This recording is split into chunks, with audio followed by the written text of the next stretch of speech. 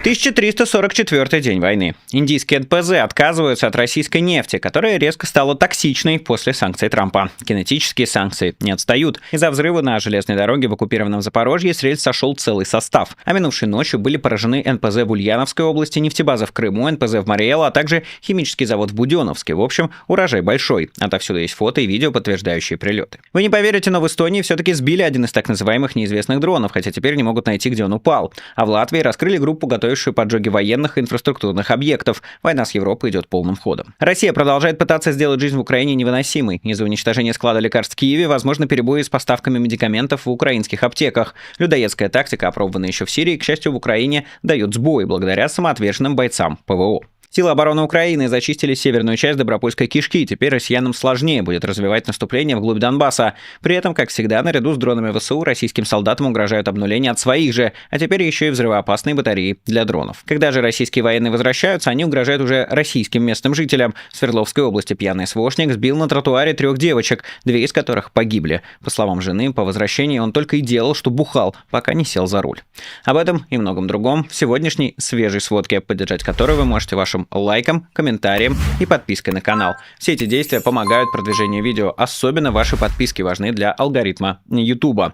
Поэтому не забывайте нажимать на кнопочку подписаться, где-то там она должна быть. Также вы можете поддержать канал финансово, сделать это можно на Патреоне, ссылка на который в описании, и купив NVPN, средство для обхода блокировок, которое позволяет обходить блокировки, вы сможете смотреть нормальный YouTube, пользоваться Твиттером, Инстаграмом, звонить через Телеграм и WhatsApp, и в принципе ими пользоваться, потому что их уже начали блокировать, и обходить все будущие блокировки, которые будет для вас чинить Владимир Путин, потому что он не хочет, чтобы вы получали хорошую, качественную информацию и использовали интернет так, как вам хочется. Он хочет, чтобы все было под его колпаком. Если вам хочется все-таки иметь нормальный доступ к интернету, NVPN в вашем распоряжении, по ссылке в описании. Покупая NVPN, вы поддерживаете, собственно, выход видео на этом канале. Большое спасибо всем, кто выбирает именно мой VPN, NVPN. И я еще раз отмечу, что на территории России пока что, по крайней мере, покупать и использовать VPN все еще разрешено и легально. Так что покупайте NVPN по ссылкам в описании, получайте нормальный доступ к интернету и поддерживайте этот канал. Ну а мы переходим к тому, что произошло за минувшие сутки.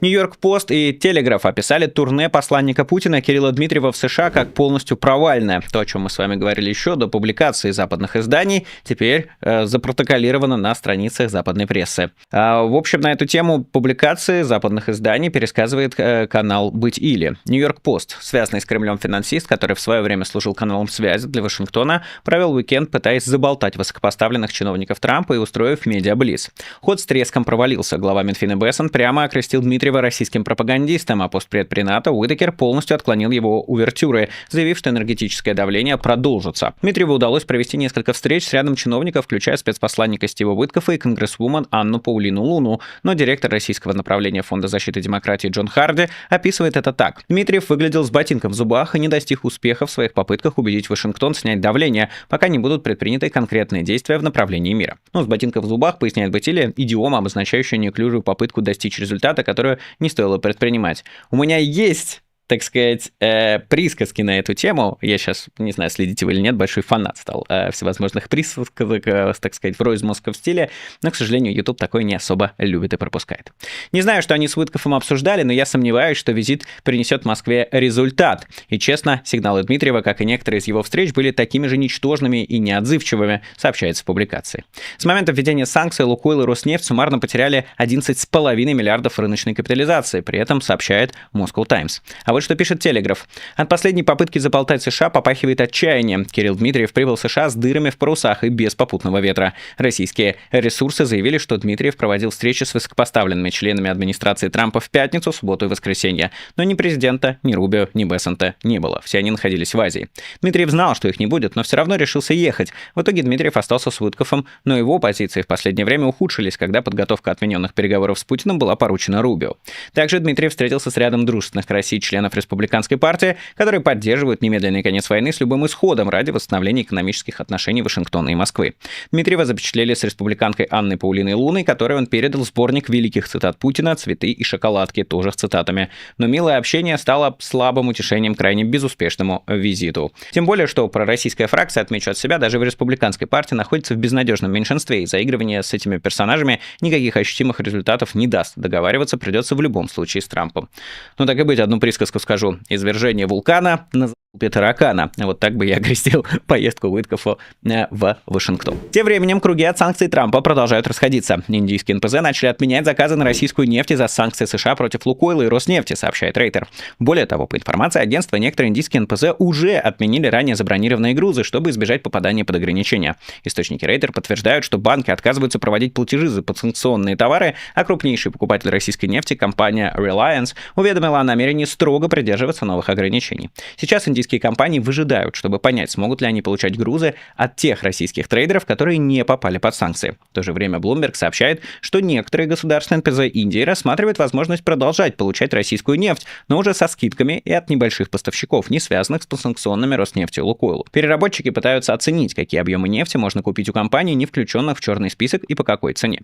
Тут я из себя скажу вот какую вещь. Вы знаете, ключевая проблема анализа происходящего в том, что этот анализ стоит на совершенно разных дисциплинах. То есть, на мой взгляд, для того, чтобы анализировать происходящее, нужно быть специалистом не в одной конкретной сфере, а как минимум по верхам знать сразу несколько. О чем я говорю? Мне кажется, что анализ любых действий экономических, военных и политических необходим, если вы хотя бы чуть-чуть разбираетесь во всех трех. Почему я это говорю и зачем этот дисклеймер? Дело в том, что чисто технически и экономически обходить санкции, которые ввели США, возможно. Каким образом, когда вы создаете, цепочку подрядчиков, которые напрямую не связаны с подсанкционными компаниями и их дочерними структурами. То есть физически это можно сделать, технически, если хотите. Но есть другая проблема, другой аспект, который заключается в политической плоскости. Дело в том, что Трамп не выглядит как легалист и формалист. И я думаю, мы все это с вами уже поняли. Поэтому для него важнее не то, будут ли технически соблюдаться эти санкции, а то, что будет по факту. И если, например, та же Индия будет продолжать покупать российскую нефть, но в обход санкций, что технически легально, это вряд ли устроит Трампа. Потому что здесь вопрос политической воли. У него есть инструментарий для того, чтобы довольно оперативно это пресекать. Он может как включать тех посредников, которые будут использоваться в санкционные списки, так и прямо давить на Индию, собственно, пошлинами и всем остальным. То есть, условно, он бьет не по паспорту, а по морде. И именно поэтому, когда сейчас обсуждается, насколько же серьезно повлияют введенные санкции на российский бюджет, и многие анализируют это с точки зрения чисто экономических и обхода санкций как технической задачи, мне кажется, многие упускают политический аспект, где гораздо важнее, насколько Трамп будет удовлетворен тем, что будет происходить.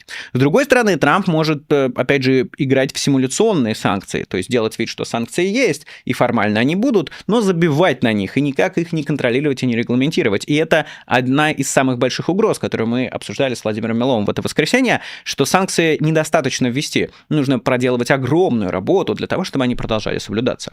Но в любом случае, будут ли эти санкции эффективны или нет, будут ли их соблюдать или нет, зависит от политической воли Дональда Трампа и американского истеблишмента. Но посмотрим, как оно будет, пока, собственно, направление, так скажем, ударов и мыслей Белого дома выглядит как действительно желание, чтобы соблюдались те рестрикции, которые были введены. Сразу две истории о подсветке журналистами логистики теневого танкерного флота России. Во-первых, сеть компаний из Латвии, Литвы и Эстонии заправляла танкеры российского теневого флота, с помощью которого Россия обходит санкции и экспортирует нефть в другие страны. Это показало расследование литовской общественной медиакомпании ЛРТ. По данным журналистов, топливом танкеры обеспечивала специализирующаяся на этом группа компаний Fast Bunkering.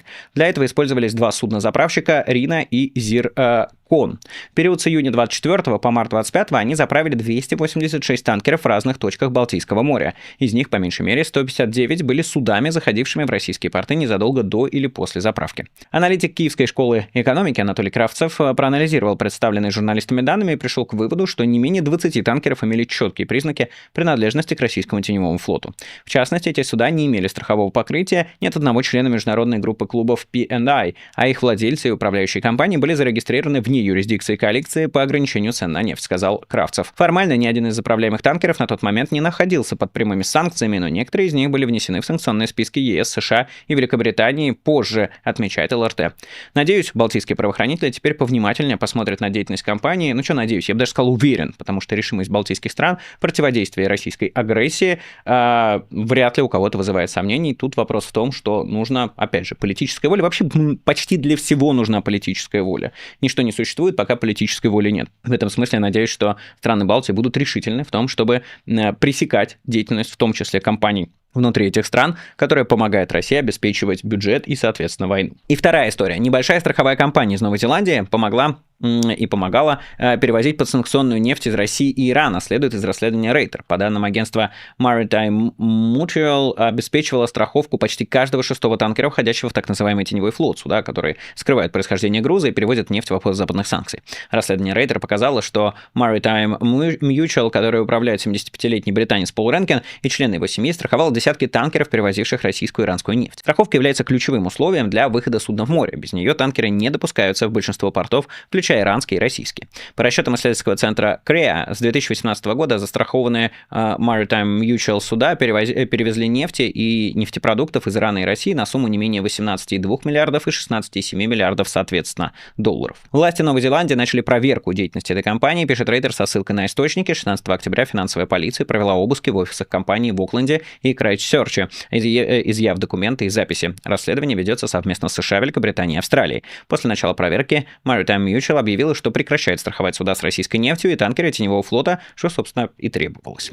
Военные в Эстонии сбили неизвестный БПЛА на юге страны, но не смогли его потом найти, сообщает ЕРР. Инцидент произошел 17 октября в Южной Эстонии, недалеко от военного городка Реедо. Там пролетали два беспилотника неизвестного происхождения, один из них был сбит союзниками. По словам пресс-секретаря Главного штаба сил обороны Эстонии Лайс Ваксман, военные совместно с полицией и погранохраной пытались обнаружить сбитый дрон, однако найти его не удалось. В военном городке Реедо, который был открыт год назад, дислоцируется 5-й эскадрон 7-го кавалерийского полка армии США, бронетанковые разведывательные подразделения.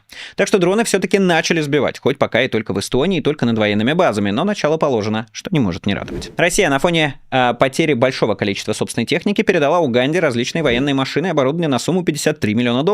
Об этом сообщило российское посольство в этой африканской стране, передает Милитарный. На опубликованных фотографиях видны инженерные машины разграждения ИМР-1, созданные на базе советских танков Т-55, а также грузовики ГАЗ-66 с кунгами. Кроме того, в кадр попал как минимум один катер на прицепе для перевозки по автодорогам. Официальная церемония передачи техники состоялась 26 октября при участии российских представителей, а также политического и военного руководства Уганды. В сообщении не уточняется, идет ли речь о выполнении коммерческого контракта на поставку военной техники или о поддержке правительства Уганды со стороны России в рамках двусторонних отношений. Задники, наверное, будут очень рады, когда найдут это сообщение, особенно увидев там ИМР, которые очень пригодились бы для преодоления инженерных заграждений, которые украинцы в последнее время обильно понастроили на разных участках фронта. Но ничего, им не привыкать штурмовать украинские укрепления на баги из «Жигулей», а российско-угандийская дружба и путинский косплей сверхдержавы важнее жизни российских военных. В Латвии раскрыли преступную группу, которая готовила поджоги оборонных и инфраструктурных объектов по заказу российских спецслужб. Об этом сообщила служба государственной безопасности Латвии, СГБ, передает издание «Милитарный». Ведомство обратилось в прокуратуру с просьбой начать уголовное производство против 4 арестованных фигурантов. В ходе расследования установлено, что по инициативе спецслужб РФ была создана группа лиц для совершения особо тяжких преступлений против Латвии. СГБ задержала 3 причастных к этому лиц весной этого года, а 4-й фигурант уже находился в тюрьме за совершение другого преступления. По данным следствия, осенью 2023 года подозреваемые спланировали и осуществили умышленный поджог объекта, принадлежащего частной компании, занимавшейся оборонным проектом. Кроме того, в начале 2024 года группа готовила поджог грузовика с украинскими номерами на территории объекта критической инфраструктуры, для чего проводила разведку, видеосъемку окрестностей и возможных путей проникновения на территорию. Подозреваемые также проводили разведку ряда других потенциальных целей для совершения диверсий. Они делали фото и видеосъемку объектов и отправляли материалы в Россию. 2 подозреваемых, граждане Латвии, обвиняются в содействии России в составе группы лиц в деятельности, направленной против безопасности Латвии и в умышленном причинении ущерба чужому имуществу. 3-му подозреваемому инкриминирует подстрекательство и склонение к совершению вредоносных действий, а 4-му — содействие преступным деяниям. 3 подозреваемых в настоящее время находятся под стражей, один отбывает наказание за другое преступление. Ранее служба государственной безопасности Латвии также задержала агента России, который шпионил за военными объектами в стране. Разумеется, возникает вопрос, сколько еще таких потенциальных поджигателей и прочих спящих агентов скрываются от балтийских спецслужб. Вопрос не праздный. Они вполне могут перейти к активным действиям в случае агрессии России против стран Балтии. А этот сценарий далеко не фантастический, и я его вам представил в недавней серии видео. Разумеется, Россия как может старается разобщить НАТО, и в этом у нее имеются союзники. Венгрия предлагает создать антиукраинский альянс с Чехией и Словакией, рассказывает Политико. Главный советник Виктора Орбана Балош Орбан заявил изданию, что Будапешт хочет объединиться с недавно победившим на выборах в Чехии Бабишем и премьером Словакии Фицо, чтобы сформировать сформировать в ЕС блок стран, скептически настроенных по отношению к Украине, что может негативно повлиять на усилия Союза по помощи Киеву. Вопрос, конечно, сколько продержится этот альянс, если самого Орбана прокатит на выборах весной будущего года, и как именно он успеет навредить усилиям по оказанию помощи Украине. Орбан рассчитывал недавно, что встреча Путина и Трампа как-то сильно укрепит его позиции, но, как видите, все произошло с точностью наоборот, а США, наоборот, планируют давить на Венгрию для отказа от российских энергоресурсов. Так что это можно назвать какими-то последними отчаянными попытками Орбана. Тем не менее, недооценивать их не стоит. На западной помощи и западной консолидации во многом держится в том числе существование Украины в том или иной степени. То есть очевидно, что без западной помощи Украине будет намного сложнее. Но тем не менее, основа, на которой держится украинская армия, украинское государство, это, собственно, бойцы на фронте. Поэтому мы с вами продолжаем сборы для украинской армии и на этот раз собираем для подразделений, которые борются с шахедами, с российскими дронами, которые уничтожают украинские инфраструктурные объекты и бьют по мирным жителям. Собственно, уничтожение российских шахедов – это основа того, чтобы Украина не погрузилась, что называется, в средневековье, не осталась без света, и это люди, от которых зависит вообще многое с точки зрения российского террора, потому что российский террор направлен на уничтожение украинского государства изнутри. Не дадим этому свершиться, поможем тем, кто борется с шахедами. Вот их обращение к вам. Мужественные люди свободной страны, к вам обращается спецподразделение по противодействию вражеским БПЛА 122-й бригады ТРО «Каракурт». Каждый день атаки по Украине бьют антирекорды по количеству баллистики, крылатых ракет и шахедов. Для достойного ответа необходима ваша помощь. Остро нуждаемся в зарядных станциях, терминалах Starlink и планшетах. Только вместе мы сможем защитить небо Украины. Слава Украине! Героям слава! Слава нации! Смерть ворогам!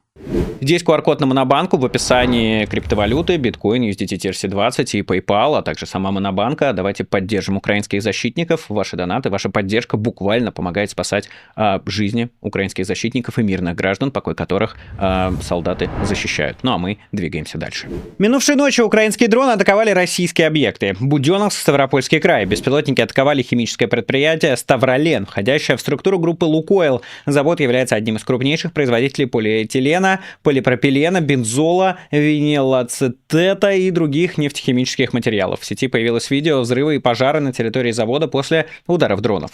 Новоспасская, Ульяновская область, атакован НПЗ «НСО», его мощность около 6 миллионов тонн в год. Мариэл, Аршанский район, село Табашино. Под ударом оказался Марийский нефтеперерабатывающий завод, расположенный вблизи магистрального нефтепровода Сургут-Полоцк. Предприятие имеет 2 установки АВТ и может перерабатывать более 1,6 миллионов тонн нефти в год. Ну, то есть это скорее такой мини-НПЗ. Среди продукции бензин, моторное и судовое топливо, вакуум-газоль, мазут и сырье для битума. Оккупированный Симферопольский район. Сообщается о продолжающейся атаке беспилотников в этом районе. Над территорией фиксирует работу ПВО и серию взрывов. Пожар рядом с Симферопольской ТЭЦ, предварительно на нефтебазе. Так что украинские атаки продолжаются и набирают обороты. В ближайшее время, я думаю, они станут еще шире, с применением в том числе ракет собственного производства. Канал «Досье шпиона» напоминает, что Украина бьет по российской логистике не только с помощью дронов. По сведениям канала, 26 октября была совершена диверсия на железнодорожных путях в районе населенного пункта Стульнево, Бердянский район, Запорожская область. Во время следования поезда был совершен подрыв железнодорожных путей, вследствие чего локомотив, 10 вагонов и платформа прикрытия сошли с путей. Работа участка приостановлена, проводится расследование. Я вам вчера рассказывал, что профильные Z-каналы хором опубликовали скорбные посты по российскому вертолету К-52 и его экипажу. Тогда у этой истории было ровно 0 подробностей, а теперь вот они появились. Во-первых, беглый латвийский военблогер Кирилл Федоров рассказал, что вертолет обнулился в ходе отражения атаки украинских беспилотников на территорию России. Звучит уже неплохо, но дальше еще интереснее. В Z-канале позывной «Кацман» в ныне удаленном посте добавили еще подробностей. Оказывается, вертолет не напоролся на дрон, а стал жертвой дружественного огня. Сбит К-52, 52М, к сожалению, не без потерь в личном составе, написали там. Сбит своими, вроде бы истребитель отработал, известно, что перепутали с БПЛА, видимо, он рядом был, попали просто не в того. С происшествием и его причинами разбираются, написано в Z-канале. Видимо, все из-за неразберихи в российском воздухе во время отражения атак украинских БПЛА, и пока в России не наладят систему ситуационной осведомленности и взаимодействия, такие потери будут продолжаться. Да и потом, видимо, тоже потому, что человеческий фактор исключать нельзя, и слава богу. В результате российской атаки 25 октября был разрушен центральный склад фармкомпании Optima Farm. Объем уничтоженной продукции составляет порядка 20% месячного запаса лекарств и Украины, сообщили в компании. Помимо этого было уничтожено оборудование и базы данных. Экономический ущерб от удара оценили в $100 миллионов. Источники «Экономической правды» сообщают, что наиболее наибольший урон принесло уничтожение баз данных, где содержалась информация о поставках, логистические маршруты и потребности аптечных сетей. Удар по складу с лекарствами может повлечь за собой кратковременный дефицит, предупреждают в издании. В результате ударов по Киеву 25 октября погибли 3 человека, пострадали еще 29, сообщали власти. Впрочем, ничего нового. Российские ВКС еще 10 лет назад в Сирии опробовали стратегию авиаударов, направленную на то, чтобы сделать жизнь на территории противника невозможной, лишить его экономической и социальной базы и вызвать потоки беженцев в Европу, стимулировав там подъем чаще всего пророссийских правых партий. Теперь та же самая тактика применяется в Украине.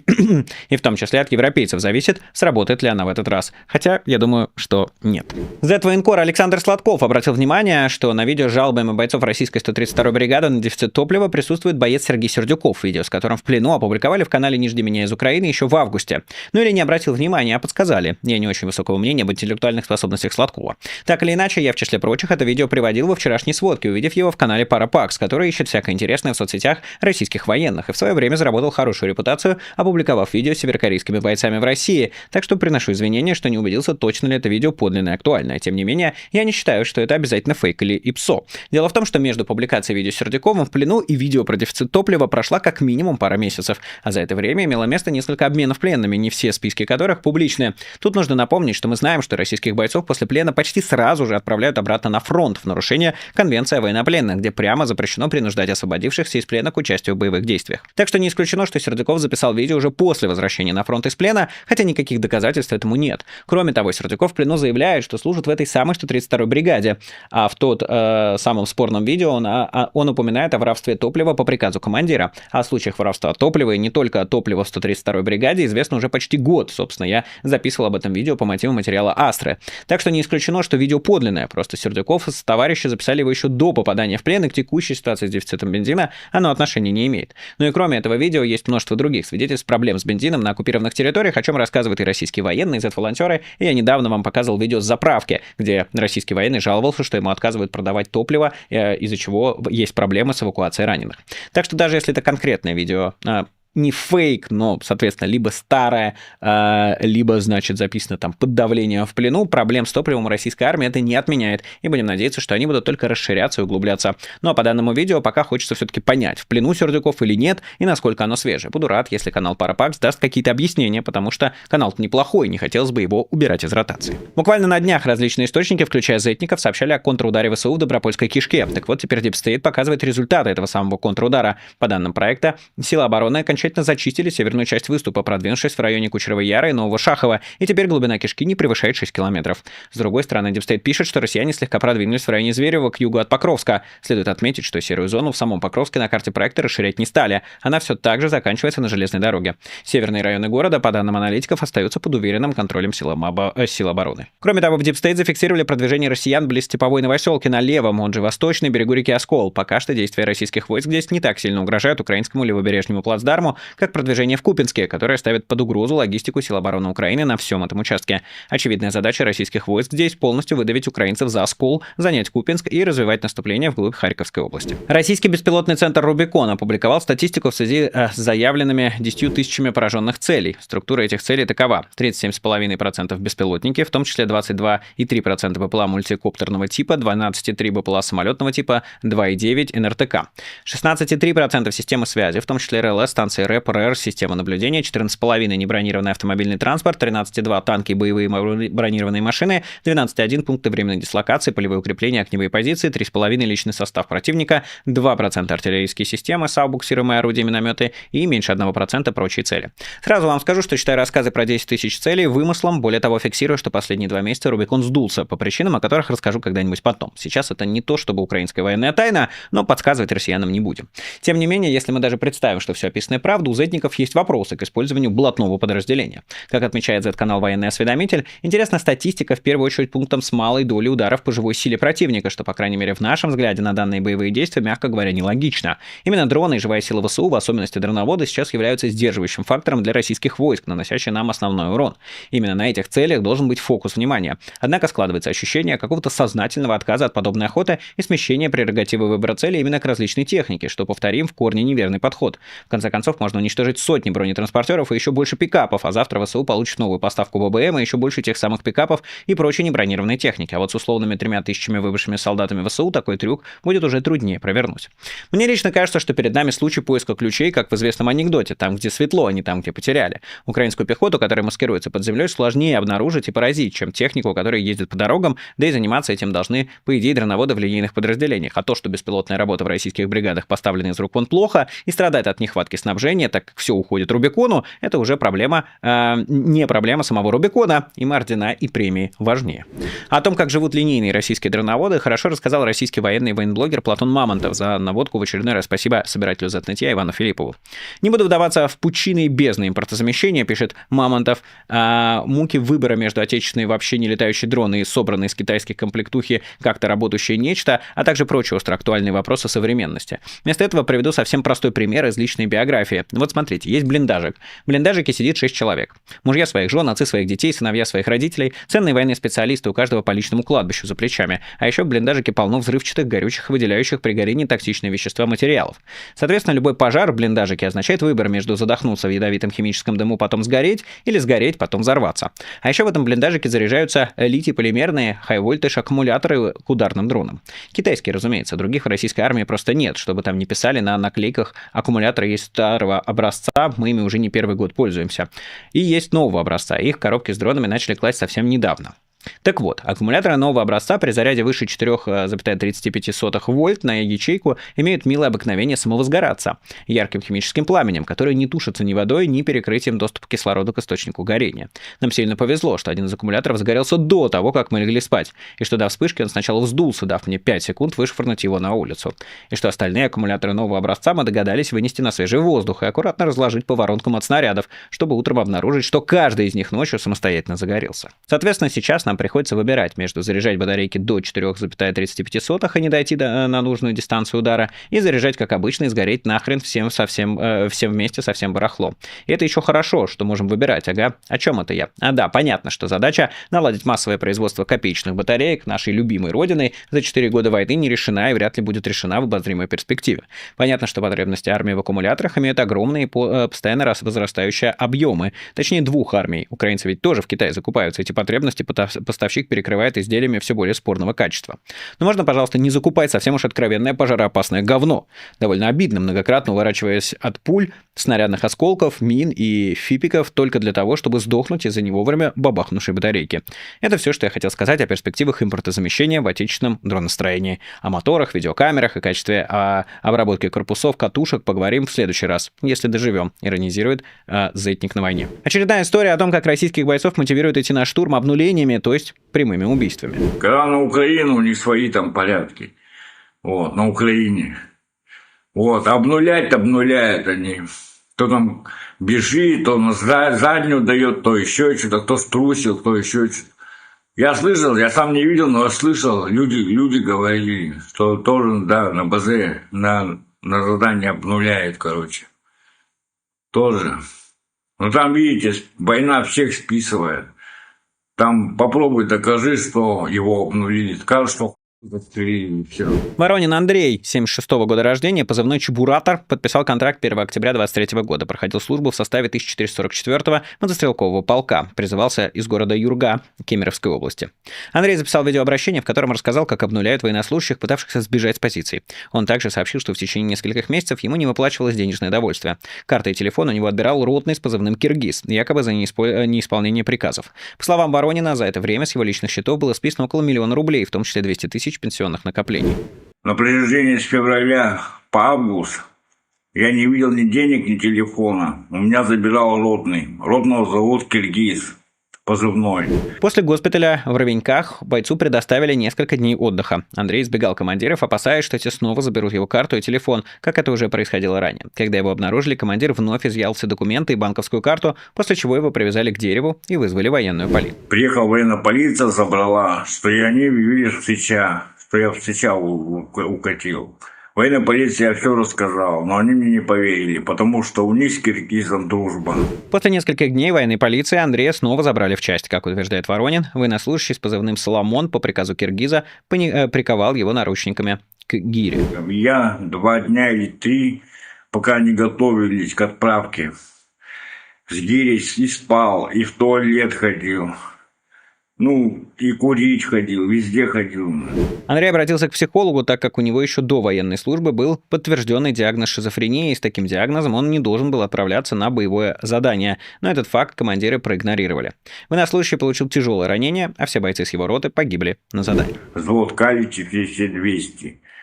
Вот. Когда от роты ничего не осталось. У каждого такого обнуления есть имя не только жертвы, но и палача. И теперь, по крайней мере, часть из них установлены. Издание «Вёрстка» провело исследование так называемых обнулителей, командиров СРФ, расстреливающих либо другим способом убивающих своих подчиненных. На данный момент изданию удалось установить имена 101 офицера, на которых есть многочисленные жалобы о внесудебных казнях, от официальных жалоб с требованием завести уголовное дело до рассказов в чатах родственников военных. Подробнее с материалом «Вёрстки» нужно познакомиться в моем вчерашнем видео. Если вы его еще не посмотрели, ссылку на сам материал «Вёрстки» я там привел в описании. Посмотрите, потому что это очень важно, и не только с точки зрения информирования вас, но и с точки зрения того, чтобы у вас был такой кусок текста или видео, которое можно отправлять родным и близким, знакомым и друзьям, которые вдруг подумывают прийти в российскую армию. Те, кто в ходе журналистской или, например, Z-волонтерской работы хоть как-то соприкасаются с российской армией, говорят, что пополнение, может, и не редеют, но качество их все хуже и хуже. Вот, например, журналистка Олеся Герасименко, соавторка того самого текста про обнулителей, рассказывает про положение сейчас. И поэтому те военные, которые давно на фронте уже, они говорят, контрактники приезжают с каждым разом, все как бы хилее и хилее, все бесполезнее и бесполезнее. Типа, что нам с ними делать? Руководитель правозащитной организации «Школа призывника» Алексей Табалов поговорил с журналисткой Олесей Герасименко о том, почему срочников в России принуждают подписывать контракты и отправляться воевать. По словам Герасименко, военкоматы и регионы получают разнарядки по числу контрактников и должны любой ценой показать выполнение плана. Журналистка также объясняет, что здоровье и пригодность будущих контрактников не волнуют тех, кто отвечает за набор. Это разнарядка регионов и военкоматов конкретных. То есть им надо показать, сколько они контрактников в месяц поставляют на фронт. И им все равно. Это будет задержанный полицейским какой-нибудь алкаш, да, которого полицейский заставил подписать контракт в военкомате, сплошь и рядом происходит. Или это будет 18-летний бывший школьник, вчерашний буквально, который не может противостоять угрозам и крику военкомата. Журналистка отмечает, что в итоге военные, давно находящиеся на линии фронта, все чаще сталкиваются с неподготовленными и уязвимыми контрактниками. Люди в этом центре не думают о том, что какую пользу они принесут российской армии. Герасименко предполагает, что именно из-за нехватки опытных бойцов мобилизованных почти не отпускают домой. Они остаются единственными, кто еще способен воевать и выживать. Выплаты за завербованных на войну с Украиной друзей увеличились где-то втрое за 3 недели. Если 6 октября Z-канала писали, что за друга, который подпишет контракт и отправится на войну с Украиной, можно получить 100 тысяч рублей, то теперь они распространяют информацию о бонусе уже в 300 тысяч. При этом важная история. Отмечали, что к октябрю не менее трети российских регионов утвердили программы выплат за содействие в привлечению граждан к заключению контракта о прохождении военной службы. И на эти цели из региональных бюджетов уже израсходовано не менее 2 миллиардов рублей. По данным журналистов, информация о тратах доступна только по 11 регионам, отчитавшимся о расходах. В большинстве случаев средства на выплаты вербовщикам выделялись из резервных фондов, предназначенных для ликвидации чрезвычайных ситуаций и других непредвиденных расходов. Так, в Саратовской области на выплаты вербовщикам, напомню, было направлено около 400 миллионов рублей, столько же, сколько выделено на переселение граждан из аварийного жилья. В Ульяновской сумма расходов составила более 370 миллионов, что сопоставимо с бюджетом на выплаты сельским учителям. Программа поощрения граждан за привлечение новых контрактников была официально запущена летом 2024 года. При этом еще раньше аналогичные бонусы за вербовку получили сотрудники военкоматов, полиции, Следственного комитета, ФСИН и ФСБ.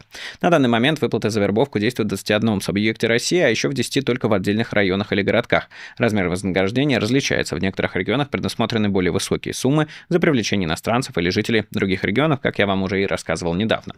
Интересно, что вот мы постоянно говорим о все новых попытках загнать как можно больше россиян на контракт, а при этом параллельно существует обратная тенденция. Власти Саратовской области отменяют выплату гражданам, которые оказывают содействие в привлечении контрактников.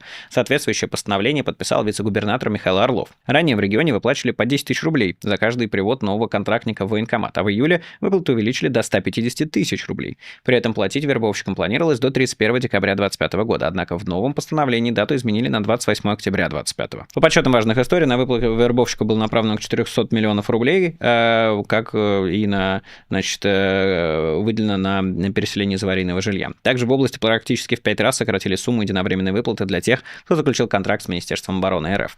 Честно, не знаю, это деньги кончились или с квотами происходит что-то непонятное, но Саратовская область точно далеко не первый регион, где резко сократили выплаты. Посмотрим, как эта тенденция будет развиваться дальше и с чем она связана. Z-каналы опольчились на российского гауляйтера Запорожской области Евгения Балецкого за обидные слова в адрес жителей Курской области, сказанные в прямом эфире. Собственно, вот само видео. Все делали для того, чтобы защитить в 2023 году нашу область. И мы защитили ее. Не чита, кстати, курчанам. Я хочу сказать о том, что мы свою область защитили.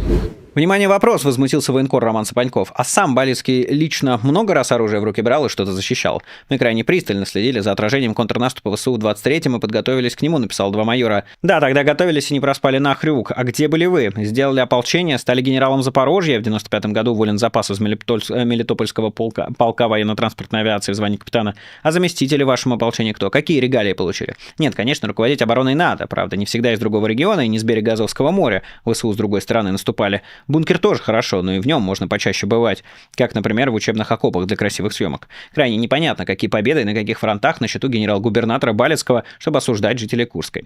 От скандала не остался в стороне и курский губернатор Александр Хинштейн. С удивлением и недоумением, написал он, увидел выступление своего коллеги, губернатора Запорожской области Евгения Балецкого. Он обвинил курян в том, что они якобы не защитили свой регион во время вторжения ВСУ.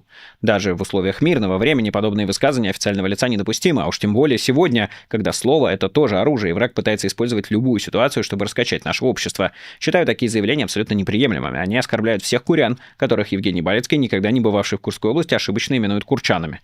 Особенно тех, кто героически защищал и продолжает защищать нашу землю, тех, кто погиб за нее, тех, кто никогда больше не увидит своих отцов и сыновей и мужей. Очень надеюсь, что у моего коллеги хватит мужества публично признать свою неправоту и извиниться перед жителями нашего региона.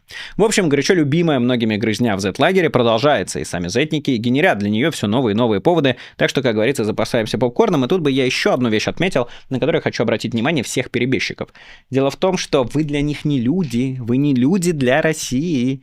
Вы, представители, как считает российская власть, другой расы, то есть более низшей расы. Вы рабы. И вас будут мочить при первом же вообще чем угодно. Вас не воспринимают как равных, вы как Антон Красовский. То есть на совершенно каких-то птичьих правах. Да? И, собственно, поток среди зетников, которые начали высказываться об этом высказывании, там каждое второе сообщение наполнено тем, что это перебежчик, что это, значит, будущий предатель, что это вообще не человек, и что он возникает, он не имеет никаких прав. Мы с вами поговорим об этом, я думаю, послезавтра примерно, или завтра поговорим, потому что это достаточно показательная история, особенно на фоне Монтян, которая также перебежчица и которую теперь записали в списке экстремистов. Но об этом мы поговорим уже сегодня, а конкретно Монтян, потому что это вот такой прослеживающийся паттерн, что украинцы, которые присягнули России, для них не люди. Это работает и с рядовыми людьми, которые, напомню, которых мобилизовали первыми в Донецке и Луганске и отправили с винтовками Мосина в мясные штурмы, и они почти все умерли. Да? Когда задаются вопросом, а почему бы не сдать России все? Очень просто, потому что Россия вас потом мобилизуют на другую войну, и вы будете уже сражаться не за свою страну и не в армии, где ценят вашу жизнь, а будете сражаться в российской армии как пушечное мясо и расходный материал. Да, но это касается не только обычных граждан, но и, соответственно, тех, кого назовем медийными. Да, вот медийные перебежчики, будь то Кива, будь то Монтян или кто угодно еще, они не воспринимаются как равные, они воспринимаются как предатели с той стороны, и отношение к ним как к предателям. И никто за них не будет ни сражаться. Помните, Киева убили, вообще никто не плакал. То есть вообще всем насрать было абсолютно. И это должны понимать перебежчики, потому что их судьба, что называется, незавидна, даже в случае, если до них никому не будет дела. Путинским убийцам нет покоя после смерти. На мемориальном кладбище Донецкое море вандалы разломали могилу бойца СВО, рассказывает возмущенный Z-военкор Юрий Котенок. Сослуживец героя Вячеслав с позывным «Кот» прибыл на могилу товарища, был в шоке. Нелюди сломали мраморную скамейку, историк на могиле бойца. Столешница валялась на земле, одна из мраморных опор стала сломана пополам. Рядом с надгробием валялся стаканчик из-под спиртного. Охрана кладбища ничего не видела. На данный момент подано заявление о возбуждении уголовного дела. Сотрудники полиции сняли отпечатки пальцев со сломанных конструкций мемориала. В России СВОшников никто не любит. И чем дольше будет это все продолжаться, тем больше всевозможные российские военные будут с этим сталкиваться, в том числе на гражданке, в виде презрения по отношению к себе.